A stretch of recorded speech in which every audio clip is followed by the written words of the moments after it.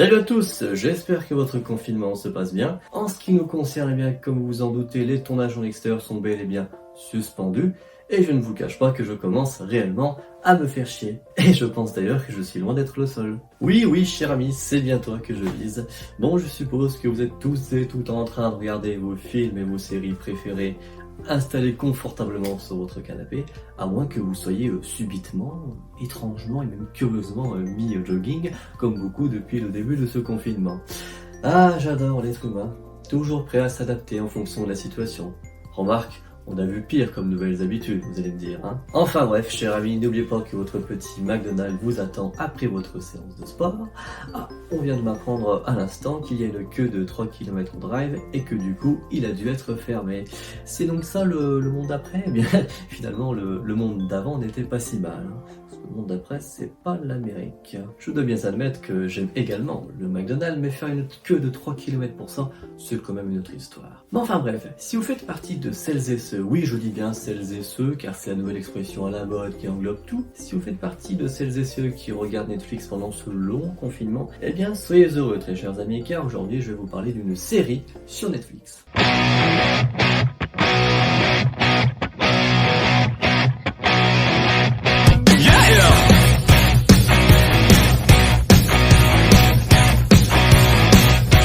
Bon, parlons peu, parlons bien.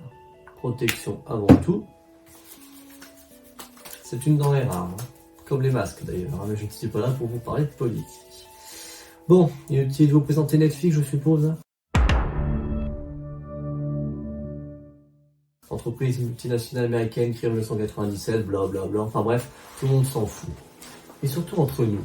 Une plateforme qui a déjà 23 ans, qui est arrivée en France en septembre 2014 et dont le catalogue français accuse un retard de 3 ans. Merci les lois françaises au passage. D'ailleurs, à ce propos, les prix ne cessent d'augmenter. Que se passe-t-il? Eh bien, les clients se désabonnent. Ah ben c'est normal. Déjà, on se tape un retard de 3 ans et en plus, il faudrait qu'on paye plus cher. Faut peut-être pas nous prendre trop pour des cons quand même, hein. En plus, Netflix, vous profitez bien de cette période de confinement, parce que les gens se font tellement chier qu'ils sont bel et bien obligés de se réabonner pour se divertir un temps soit peu. Alors vous pourriez peut-être faire un petit geste quand même. Enfin bref, je ne suis pas là pour critiquer Netflix, mais bel et bien pour vous parler d'une série atypique, intitulée Atypical donc. Sortie en 2017, donc série pour le moins récente, et comprenant actuellement 3 saisons. D'ailleurs, la 4e, mais dernière saison, a bel et bien été confirmée par Netflix. Voilà, c'est noté. C'est bien, mais qu'importe. De quoi ça parle, vous allez me dire? Eh bien, sur le papier, c'est très simple. Il s'agit de la vie de Sam Gardner, un garçon âgé de 18 ans vivant en Connecticut et qui souffre d'un trouble du spectre de l'autisme. Et il adore l'Antarctique, ainsi que tout ce qui compose ce continent. Par la même occasion, nous vivons aussi également les aventures de toute la famille. Et je dois dire à ce propos que les acteurs sont tous très bons. Alors, il y a le père et la mère. Alors, la mère, Elsa Gardner, qui est une vraie mère poule, mais qui au final est très gentille et attachante comme on dit. Il y a le père, donc Doug Gardner, qui lui est une véritable crème, et qui du coup effectivement prend tarif, hein. Bienvenue dans notre monde, hein. Pour ce qui est des enfants, alors là chapeau bas, les prestations de Keir Gilchrist, un peu difficile à prononcer celui-là, pour le rôle de Sam, ainsi que Bridget Lundy Payne dans le rôle de Casey sont tout bonnement excellentes. Mention spéciale également à Amy Okuda, qui, je dois le dire, fait une excellente thérapeute. La thérapeute de Sam, hein, vous l'aurez compris, puisqu'il est évidemment suivi. En ce qui concerne les acteurs secondaires, là je dois noter la performance également remarquable de Gina Boyd dans le rôle de Paige. Elle a une relation très spéciale avec Sam, mais elle apparaît crédible, tant son personnage est d'une extravagance assez rare. Paige entretient une relation compliquée et ambiguë avec Sam, mais je ne suis pas ici pour vous spoiler, bien entendu. Mais il faut bien admettre qu'elle est très présente dans la série et on peut pratiquement la considérer comme une actrice principale tant elle est importante pour Sam. Bref, il y a entre eux, Sam et Paige du coup, un véritable jeu du chat et de la souris qui s'installe, puisque Sam a du mal à cerner ses propres sentiments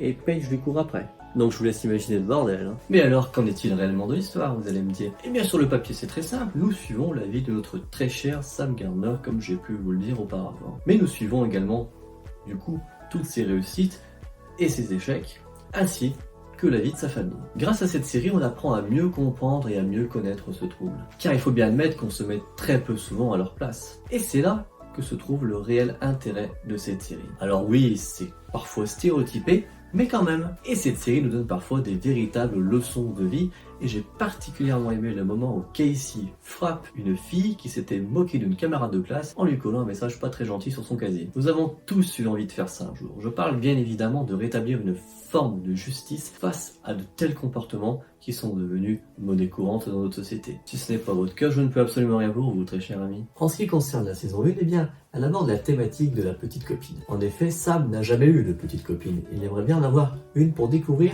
ce que ça fait. Alors que la saison 2 est bel et bien différente. On prend plus de plaisir à suivre les aventures de Casey, la sœur de Sam, alors que Sam est le personnage principal. Cela est un petit peu étrange, je dois bien vous l'admettre. Dans la saison 2, Sam est en stand-by en ce qui concerne l'amour, alors que Casey, il lui arrive des choses nouvelles et inattendues. En effet, elle fait de nouvelles rencontres et se découvre elle-même. Ah, l'adolescence. En ce qui concerne la saison 3, eh bien, je vous laisserai la découvrir vous-même si vous arrivez jusque-là. Je vais quand même pas faire tout le boulot à votre place quand même. Au final, voilà ce qu'est cette série. C'est le passage progressif de l'adolescence à l'âge adulte, avec tous les problèmes que cela implique. Et évidemment, les choses sont difficiles pour Sam, mais également pour Casey, car c'est une étape difficile de la vie, une étape importante. On se cherche nous-mêmes. Dans quelle direction devons-nous aller? Et il se peut même que l'on soit perdu bien après la vingtaine. La grande qualité de cette série est d'aborder des sujets difficiles avec humour et brio. D'ailleurs, le personnage de Zaïd, incarné par Nick Dodani, qui est d'ailleurs un collègue de travail de Sam, oui parce qu'il travaille à Techtropolis, une petite boutique de multimédia et d'informatique, est toujours là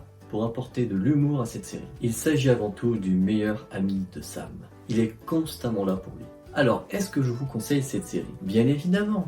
D'ailleurs, si on regarde les critiques sur Allociné, cette série a eu des meilleures notes par les spectateurs plutôt que par la presse. Et en ce qui me concerne, j'ai plus tendance à me fier aux critiques des spectateurs plutôt que celles de la presse. Mais ça, je vous en reparlerai plus tard. Atypical est bel et bien une série atypique, et elle porte très bien son nom. Vivement la saison 4, en espérant qu'elle puisse conclure cette magnifique série de la meilleure des manières, parce qu'elle le mérite absolument. Et également, vivons la fin de ce confinement parce que on n'en peut plus. Merci à tous de m'avoir suivi, à bientôt pour de prochaines aventures, et en attendant, portez-vous bien.